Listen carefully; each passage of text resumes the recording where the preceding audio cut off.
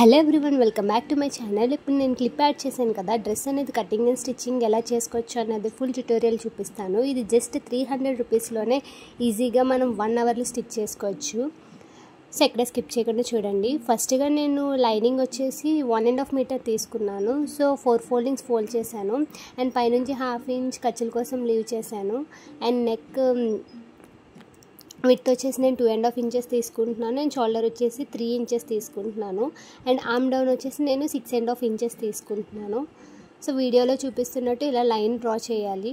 Line draw చేసి curve round తిరిగే దగ్గర 1 ఇంచ్ మార్క్ చేసుకొని కర్వ్ స్కేల్ యూజ్ చేసి ఇలాగ మనం డ్రా చేసుకోవాలి ఆర్మ్ రౌండ్ అనేది.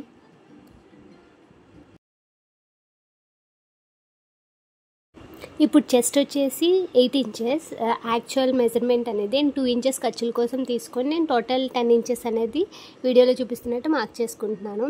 అండ్ పైనుంచి వేస్ట్ వచ్చేసి 12 ఇంచెస్కి మార్క్ చేసుకోవాలి. అక్కడ నుంచి వేస్ట్ వచ్చేసి నేను 7.5 ఇంచెస్ తీసుకుంటున్నాను అండ్ 2 ఇంచెస్ ఖర్చుల కోసం మార్క్ చేస్తున్నాను. హిప్ వచ్చేసి నేను 8 ఇంచెస్ తీసుకుంటున్నాను. సో ఇప్పుడు ఎలా అయితే మార్క్ చేసుకున్నామో ఆ లైన్స్ అన్ని ఇలా వీడియోలో చూపిస్తున్నట్టు కలుపుకోవాలి. పైనుంచి నాకు టోటల్ లెంత్ వచ్చేసి 37 ఇంచెస్ కావాలి. సో 37 ఇంచెస్ మార్క్ చేస్తున్నాను. అండ్ లాస్ట్లో 37 ఇంచెస్ ఎక్కడైతే మార్క్ చేసామో అక్కడ 9 ఇంచెస్కి అనేది నేను ఒక మార్క్ చేస్తున్నాను. సో పైన హిప్ దగ్గర 8.5 మార్క్ చేసుకున్నాం కదా, ఒక 1/2 ఇంచ్ యాడ్ చేసి కింద అనేది 9 ఇంచెస్ మార్క్ చేసుకోవాలి. అండ్ మనకి సైడ్ని టక్స్ వస్తాయి కదా, అక్కడ ఏంటంటే మనం 1 ఇంచ్ అనేది వీడియోలో చూపిస్తున్నట్టు ఇలా మార్క్ చేసుకోవాలి. ఎలా అయితే మార్క్ చేసుకున్నానో నేను అలా అయితే కట్ చేసుకున్నాను. సో ఇప్పుడు నెక్ డీప్ వచ్చేసి నేను ఫ్రంట్ అండ్ బ్యాక్ 5.5 తీసుకుంటున్నాను. సో బ్యాక్ నెక్ వచ్చేసి నేను రౌండ్ నెక్ అనేది మార్క్ చేస్తున్నాను.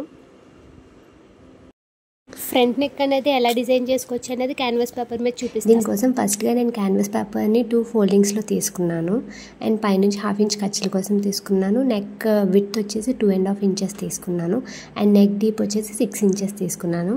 ఇప్పుడు వీడియోలో చూపిస్తున్నట్టు 4 ఇంచెస్కి ఒక లైన్ డ్రా చేసుకొని అక్కడ నేను కర్వ్ స్కేల్ యూజ్ చేసి ఇలా రౌండ్ నెక్ అనేది డ్రా చేస్తున్నాను. అందులో అనేది నేను స్కాలప్స్ డ్రా చేస్తాను.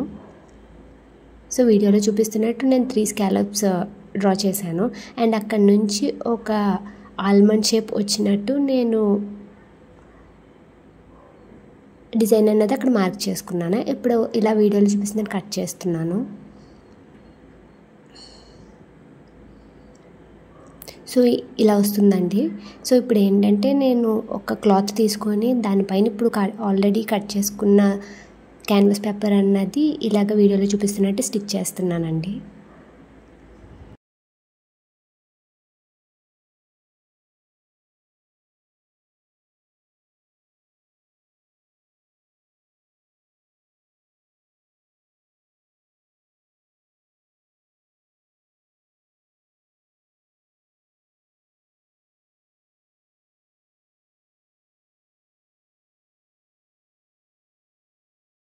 ఇప్పుడు నేను క్యాన్వాస్ అటాచ్ చేసిన లైనింగ్ ఆల్రెడీ స్టిచ్ చేసుకున్నాను కదా, అది పక్కన పెట్టుకున్నానండి.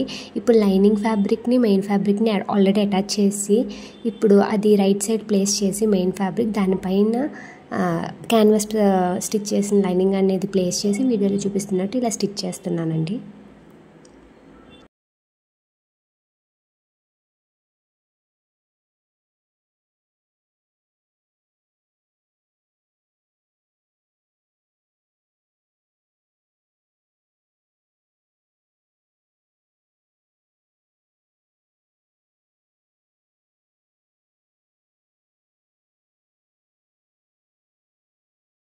సో ఇప్పుడు ఏంటంటే స్టిచ్ చేసిన తర్వాత కట్ చేసుకోవాలి. కట్ చేసుకొని రౌండ్ తిరిగే దగ్గర చిన్న చిన్న టక్స్ అనేవి ఇవ్వాలి వీడియోలో చూపిస్తున్నట్టు.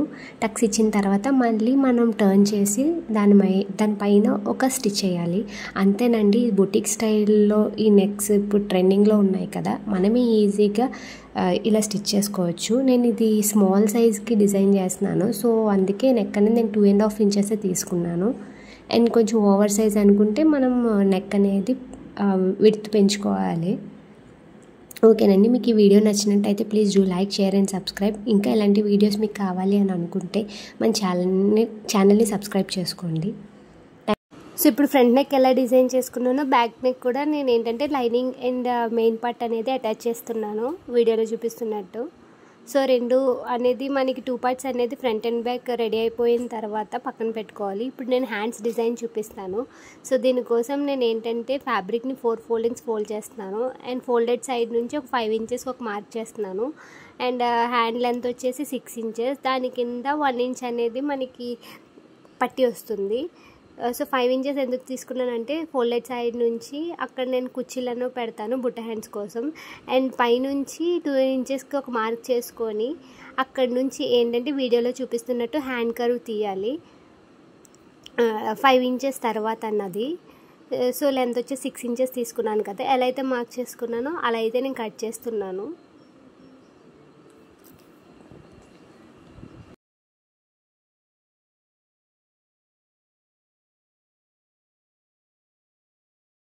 సో ఇప్పుడు వీడియోలో చూపిస్తున్నట్టు మనం 5 ఇంచెస్ కుచ్చుల కోసం మనం మార్క్ చేసుకున్నాం కదా, అది వీడియోలో చూపిస్తున్నట్టు ఇలా స్టిచ్ చేసుకోవాలి.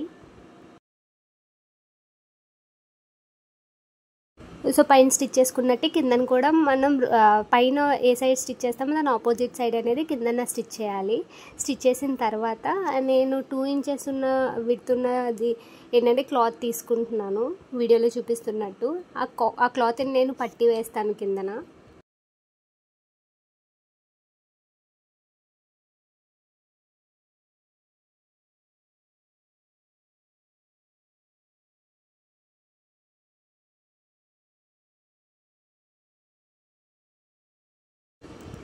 సో ఇప్పుడు నేను హ్యాండ్ స్టిచ్ చేశాను కదా, దాన్ని ఏంటంటే రాంగ్ సైడ్ అనేది తిప్పి దాని మీద ఏంటంటే ఇలాగ పట్టీ కోసం 2 ఇంచెస్ తీసుకున్న క్లాత్ని పెట్టి నేను ఇలా వీడియోలో చూపిస్తున్నట్టు స్టిచ్ చేస్తున్నాను.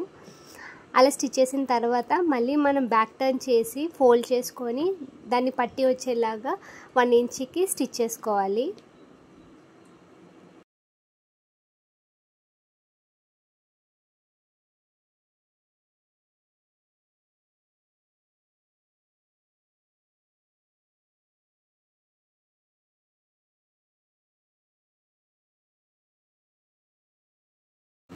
అంతేనండి, ఇలాగే మనం 2 హ్యాండ్స్ అనేది డిజైన్ చేసుకొని పక్కన పెట్టుకోవాలి. ఇప్పుడు నేను front and back body parts అనేవి డిజైన్ చేశాను కదా, దానికి షోల్డర్స్ అనేది 1/2 ఇంచ్ లీవ్ చేశాను కదా ఖర్చు కోసం, దాన్ని పెట్టి ఇలా స్టిచ్ చేస్తున్నాను షోల్డర్స్ నేను.